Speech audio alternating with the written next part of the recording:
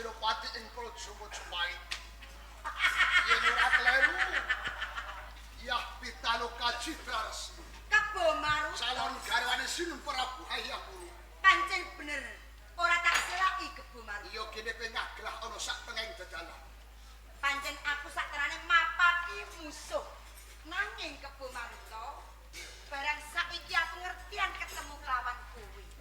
Ora maido. Inta Majapahit duweni Kebo Maruta siji wae ora bakal ndoyongke Praja Majapahit. Kondang ing Praja Majapahit bayangkarane negara Kebo Maruta salah sawijine. Pancen jenengmu kondang kaona ngebaki tawang. Iya.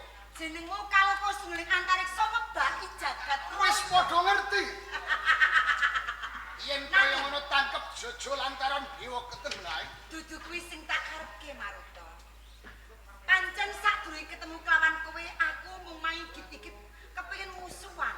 Ning barang saiki ketemu jebul piyane bagus. Pasuryane cemplorot ambler. Iya. Aku rumangsa kapiluyu Kebo Maruta. Iya Pitaloka Citra Resmi. Aku ora bakal kapiluyu kelawan tembung kang manis apa malah jalaran apa. Pasundan lan Majapahit bisa bebuyutan. Nang ngertenono Kebo Maruta. Yen toke ing Majapahit mung dadi reh-rehan mung dadi kongkonan. Yen ana perang mesti maju dhisik nek ora mati mesti dipateni. Ning beda. Yen kowe gelem dadi bojoku, katresnanku, ning pasundan palenggahan pengayoman bakal tak penehki kelawan kuwi dadi bojoku. Citra Resmi. Piye? Mongko sing tak ngerteni calon garwane Sinun Prabu Hayakuru. Ya kowe kene nebak rasa tresna marang aku Citra Resmi. Apa ora krungu? Yen tanggung besambung tresna lan didhapan diwurungke. Maruta. Citra Resmi. Apa kena tak percos kabeh ing kandhang? Yo gini ora. Kuwi ning Majapahit nganti jambul waren mung dadi senopati. Rerean mung dikongkon. Beda. Yen kowe dadi garwaku ing Pasundan, jigang sila tumpang kowe ing Pasundan. Citra Resmi. Yen to tak pikir tak rasake bener apa sing dadi kandhang. Umpama aku sedhep amari ana apane Sinun Prabu Hayakuru mung dadi prajurit Bayangkara. Lah, Senopati perang bener mung Maruta. dikongkon. Nanging beda. Yen aku nampa tresnamu, kowe kelakon dadi garwaku, sawetune Pasundan kok paringi lan aku. Tak pasrahke kawan kowe aku garwa Prameswari. Apa kowe tenan? Tenan. Yen kowe lo tak tampa tresnamu. Rangkulan api pengen kowe tresna kelawan aku lan nampa marang katresnanku Kebo Maruta. Citra Resmi. Kanggo ngambil tekad.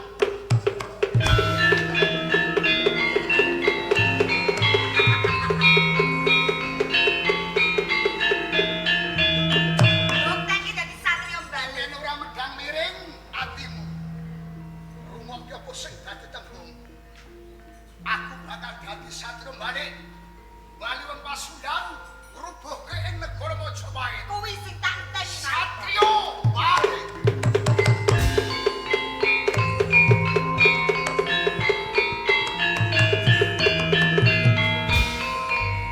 Kakang Kebo Maruta, Gagak Lawung lan Welan.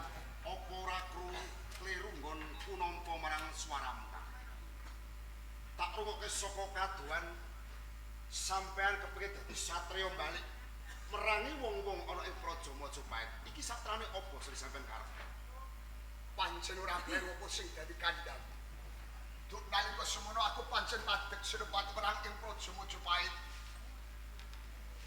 Neluki Pasundan. Nanging yen sliramu ngerti. Aku saiki dudu wong Majapahit. Nanging kapuraku dadi Senopati ing Pasundan. Kakang Kebo Maruta. Iya.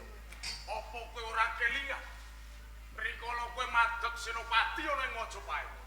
Saiki kowe wis tumeka ning Pasundan, lho malah kowe gampang temen kepilut kelawan wong wadon. Yai Gagak Lawung. Ya, Yen tuh aku selawase ing Majapahit mung dadi Senopati perang. Nanging beda. Beda. Yen tuh aku nglabuhi wong Pasundan, kelakon duwe garwa sing ayu pindhane widodari. Kapura Pasundan sawut kuwi bakal dadi dharpek kula Yayi. tinimbang meneh Majapahit mung dadi senopati perang. Ayo. Bebarengan kelawan aku mukti Manunggal sawiji dadi pengayoman patih tumenggung. patih Joko patih Jenu. Cocok. Kakang Kebo Maru. Iya. Orang ngira babar pisan jebul kaya mangkono sumpah prasapamu. Jejering satria ning negara kudu bisa marang ngugemi marang dawuhing pangarsa. Ning tibake padha bareng sampean maju ora sak tengah ralanggono. Kabilut marang tembung manis kang manuhara kang turane amalan. Iya, Kakang. Nek sediamu kepengin balik tinggal merangi wong-wong ing Majapahit mong. Nanging perkara iki aja tak anggap rampung. Tak pradurke ngersa dalem Sang Prabu Hayamuruk. Yo,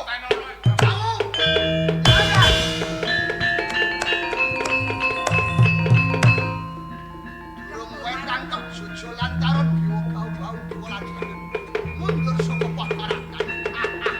Kebo Maruto. Iki putri tresnaku.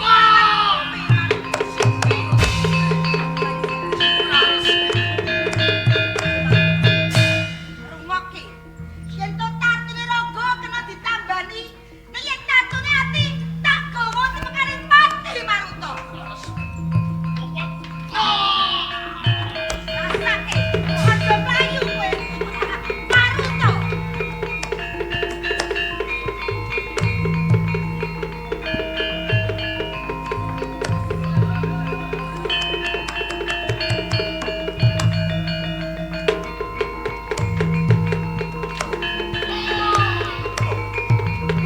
Kakang Kebo Maruto.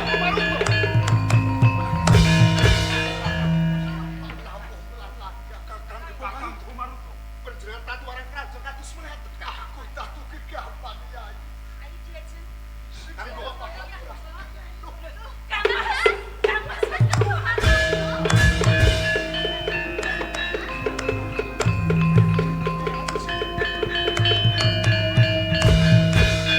Jaluk kapuro lan sliramu saklono Yai. Selaran aku wis sida ing katresnan Yai. Lan meneh aku rampung sing dadi atura sedulurku. Langgar lan lawuh.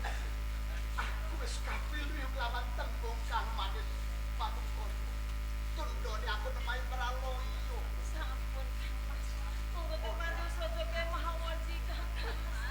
Ya ilah ya lah. Kakang Kebo Maruto. Menawa iki untuk kowe pakat. Aja nganti senopati prajurit ing Majapahit ulat marang lekasku. Aku jaluk pamit. Aku bisa Kakang Kebo Maruto.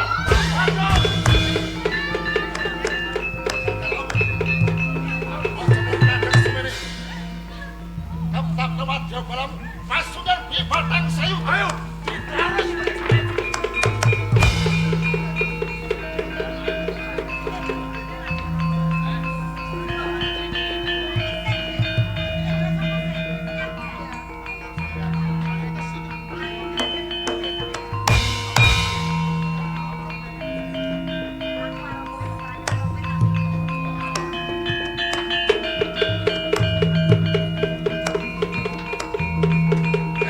Pasukan.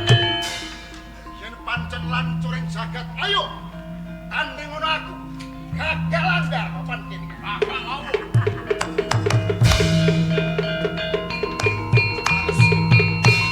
Gagal anggaran gagal. Perkoso pamriti dayamu.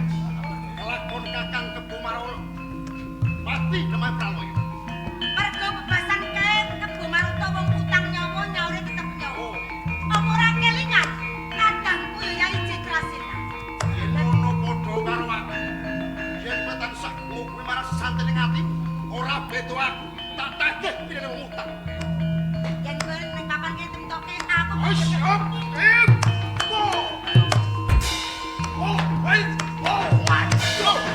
Aja mlayu.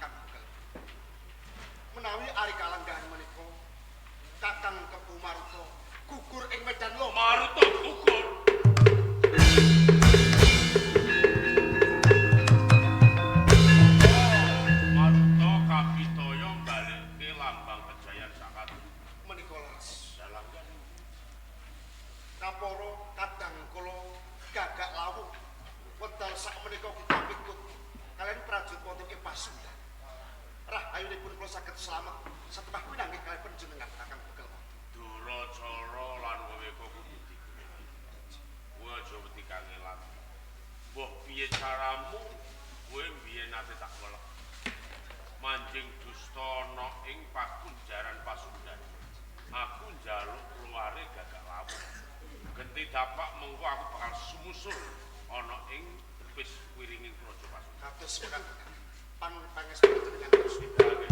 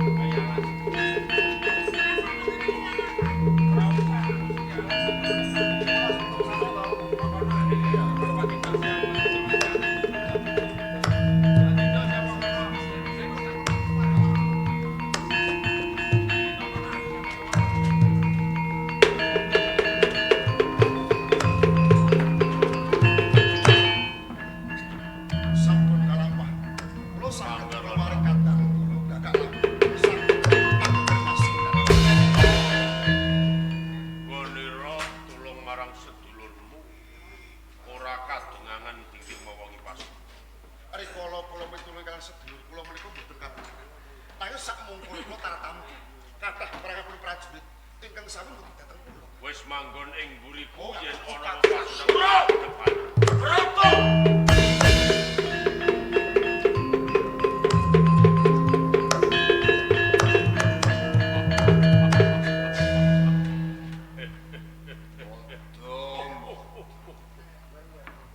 Ujare ngakondho Mojopait utamane Gajah Mada pinangka ututaning jalma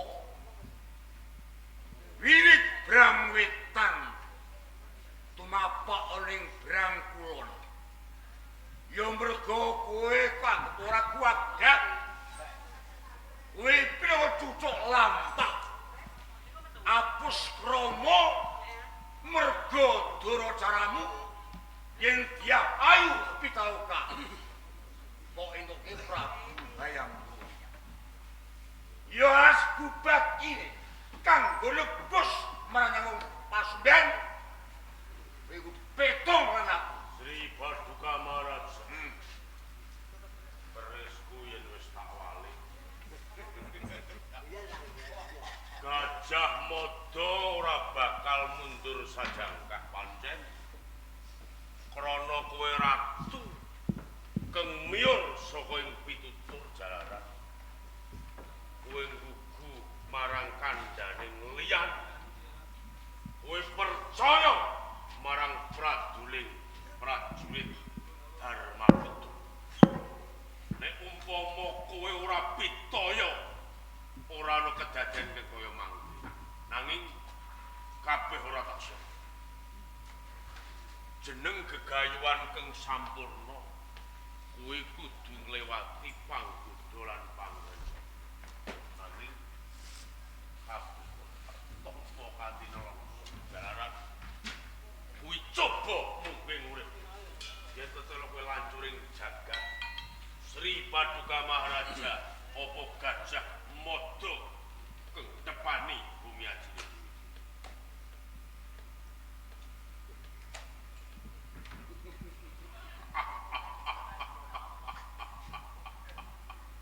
kowe mung saged titah sawantah slakining Prabu Siwabuddha kuwi wae ora becus apa nek sak pandhe galeng kuwi Gajah Mada aja mung tutup lir lair rebang pusakamu Marwa dadi kutane. Sing dadi atane. Gajah Mada. Maharaja. Tiga. Kuya terputi Sri Paduka Maharaja. Ayo, piye? Tiga. Kok. Culiko kowe.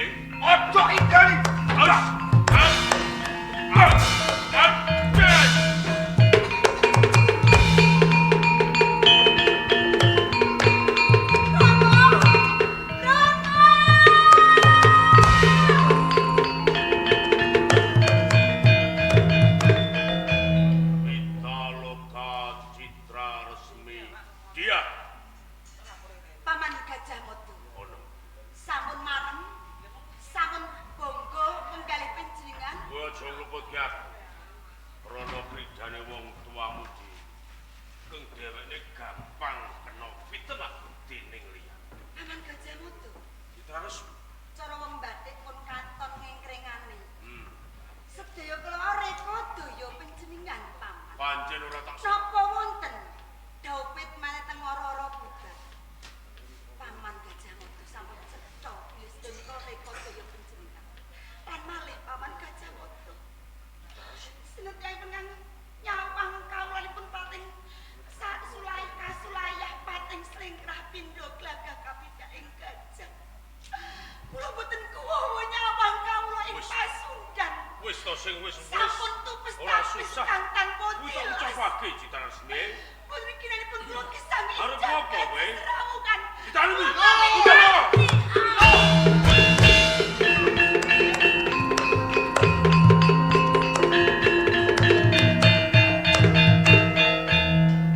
Yo Kresna Rahmu ninggalake marang pun Kang Mas Yaji. Pun Kang Mas Kresna Prawati Rahmu.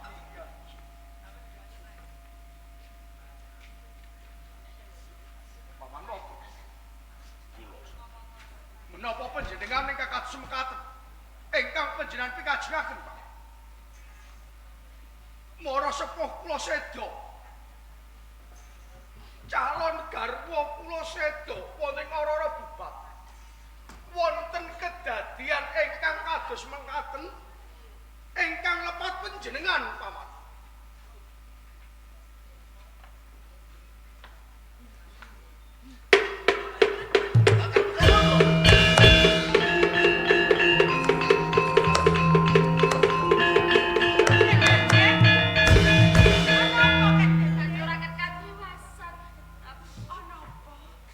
Kepatihan sakmenika dipun obar kalian bupati saking Wengker. Lan malih Kamas Mada sakmenika mapan wonten medal Kalipura. Lho, Kenunet.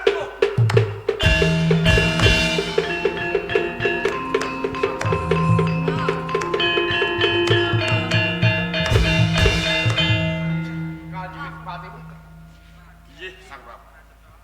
dosa menapa ingkang dipun sandang dening Paman Madya. Bilih kepatihan ing wedal sakmenika dipun obar miturut aturipun Nyai Ken Bebek.